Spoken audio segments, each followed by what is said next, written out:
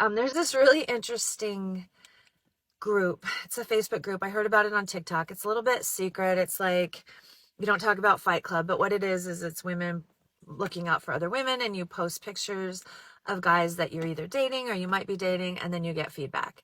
So I've done that a lot, and I've got a lot of really good information. For instance, like, I know, this is like hysterical, I know how some people are in bed who I've never met in person, because we have these private conversations with women who have been with some of these guys. So, and you also hear about guys who are like really bad news, sexual assault, criminal records, etc. It's a really great group, and it needs to remain anonymous at this point. Anyway, I met online this match with this super cute, adorable, like hot guy, super cute, adorable, hot guy. And we had a date planned either last night possibly or Tuesday. And so I posted him, and this wonderful woman got on and told me some things about him publicly, and then told me some things privately that made me question, like, okay, this could have been a one-off, but maybe those are definitely pink flags, right? Something to keep in mind. I was still going to meet with him anyway, but I definitely just had like some caution about it. Well, then she reached out and said, did you tell him? Because he just texted me and basically ripped into her for saying that on this group. So then I reached out to him, and I'm like, no, like, we're unmatching. Like, that is so uncool, dude. I was willing to give you a chance. I was willing to see what you're like, but you absolutely blew it by reaching out to her and criticizing her for doing something to help another woman. Like, please. Who cares? One of the reasons I stopped dating online, and you may want to, is this. The whole swipe thing, okay? So it's all based on looks, right? So we all do it, right? Oh, he's cute, right. Oh, no. Listen, this is what I found out. Most of the men that I would be interested in my age range, and remember, I'm a little older, they're not out there like, taking all these selfies, and they're living their lives. And the manly men, they hardly even have any photos of themselves. Like, what are they going to do? Like, be out at the hunt club or whatever? Hey, dude, can you, take a picture of me for my dating profile? No, they're not. And what I found is those are the men that I like, the men that are not like the most good looking men by conventional standards, or, everybody likes a pretty face, right? But I'm looking for somebody who is the life partner for me. So, I know I passed up a lot of really good men because I was doing like everybody else, swipe. So, think about that. Like, they're out there living their lives. They're not necessarily taking these photos for their dating profiles. That's right. Hey there. It's about time I got on TikTok because my life is an absolute riot. Hold on. What? Don't say that you're over 50.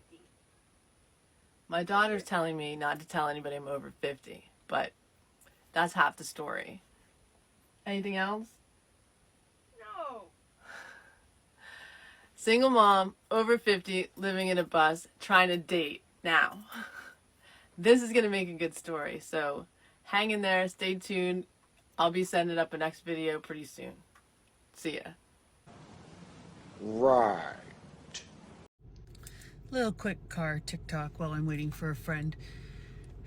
So, I had a coffee date yesterday with a fella that we've been texting for a little while, and he seems terribly funny and smart, retired from a good job. I wouldn't have made the date and driven an hour to meet him if I didn't think there was some potential there. So the first thing was, he was late by about 15 minutes. I was 5 minutes late and felt badly. Got there, texted him that, sorry, I was late, here I am.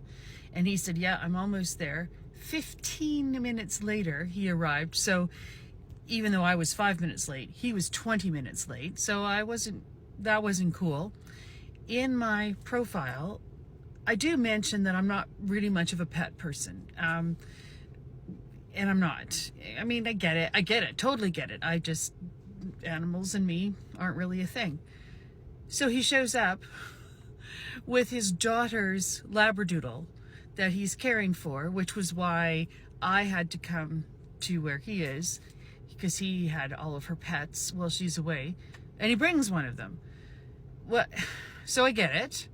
Doggy needs a walk. I get it. But do you think the fucking thing would not stop jumping on me? It's like they know. Here's a non-pet person. Let's jump on them. And he eventually sort of got control of her. But, you know, like, I'm dressed casually, but as best I can dress for this potential dating situation, only to have the dog jump on me multiple times. Then, so I've already got my coffee from the place that he suggested. And then he goes, we can't sit in with the dog. So I take my, fuck me. So I take my coffee with me and we go walking somewhere else. I did bring the cup back to the place originally, eventually. But like, anyway, it wasn't a great date. And, you know, he was wearing a shirt with a threadbare collar.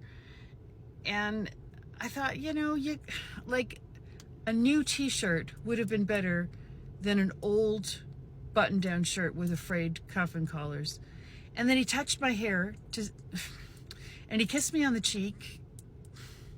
And he also took my wrist because he wanted to see my tattoo, all without asking. No, it's a no from me. Goodbye. Yes, guys, there are groups created by women where they talk about men prior to meeting up with them. They ask each other for dirt on the guy they are about to meet.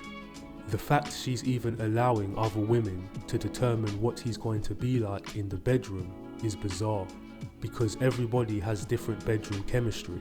And the fact she got angry at him because he confronted the woman who was talking trash about him to other women is ridiculous.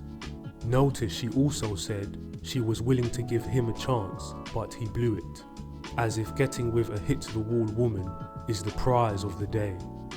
It's loss. Another one who learned her lesson a little too late. She followed the social trend of chasing after men who are over 6 foot and make 6 figures, and now she has hit the wall and will struggle to find an ordinary guy, because ordinary guys have already become tired of dating in general. It's a waste of time. There was no second video, or any video after that in her profile for that matter. Maybe her bus house got towed away from parking in an illegal location. Broken down piece of junk. This one is just exhaustible. At first, I was slightly siding with her in regards to the dog and the man bringing the dog, when she specifically said she's not a pet person. But then I noticed she's just the type of 304 who finds anything to complain about and make it all your fault. If she wants to find a potential partner, she seriously got to be more easygoing and learn to just go with the flow a little more. Nothing could help her. Real men of genius.